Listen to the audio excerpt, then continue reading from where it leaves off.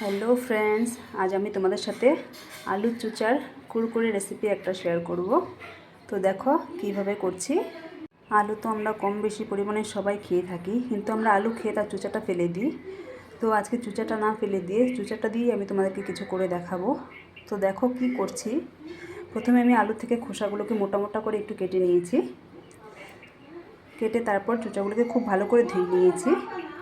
এবার এর মধ্যে কিছু মশলা অ্যাড করব আমি। প্রথমে আমি চুচাগুলোর উপরে দিয়ে দিব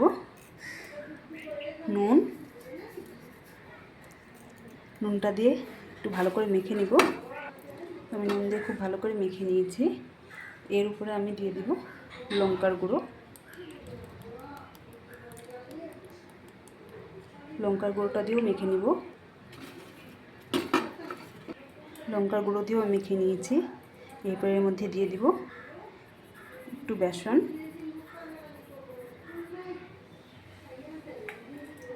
আর দিয়ে দিব একটু চাউলের গুঁড়ো, আর এর মধ্যে আমি একটু কালো জিরে দিয়ে দিব। সব কিছুকে ভালো করে মেখে নিব।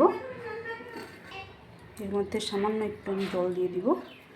জল দিয়ে ভালো করে মেখে নিব,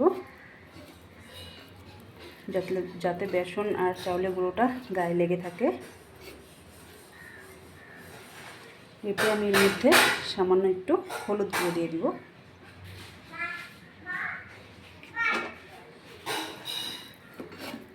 তো ফ্রেন্ডস, আমি আলু চুচোগুলোকে খুব ভালো করে মেখে নিয়েছি। এবার এটাকে 2-3 মিনিটের জন্য রেখে দিব। এখানে আমার আলুগুলো মেখে রেখেছি, 2 মিনিট হয়ে গিয়েছে। এদিকে আমি কড়াইও বসিয়ে দিয়েছি। তেলে আমার গরম হয়ে গিয়েছে।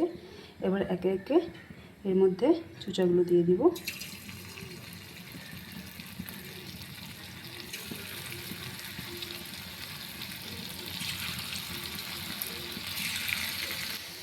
আলু চুচাগুলো দেওয়ার পর স্টিমটা একদম লো করে দিতে হবে, এতে করে ভাজাগুলো ভালো হবে। চুচাগুলোকে আমি উল্টে পাল্টে লাল লাল করে ভাজবো। বেশিটা লাল করব না, এতে করে আবার তিতো হয়ে যাবে। হালকা একটু লাল করে ভেজে নেব। চুচাগুলো আমার ভাজা হয়ে গিয়েছে। এবার এগুলোকে নামিয়ে নিব।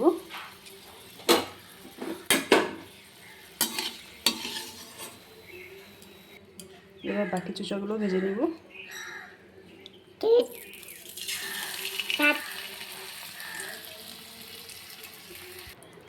তো ফ্রেন্ডস, আমার সবগুলো চুচা ভাজা হয়ে গিয়েছে। আওয়াজে বুঝতে পারছো কত ভালো হয়েছে।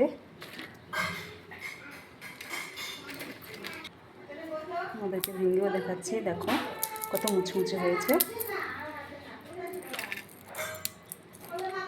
তো ফ্রেন্ডস, তোমরাও একবার এভাবে ট্রাই করে দেখো। আশা করি তোমাদেরও ভালো লাগবে। টাটা।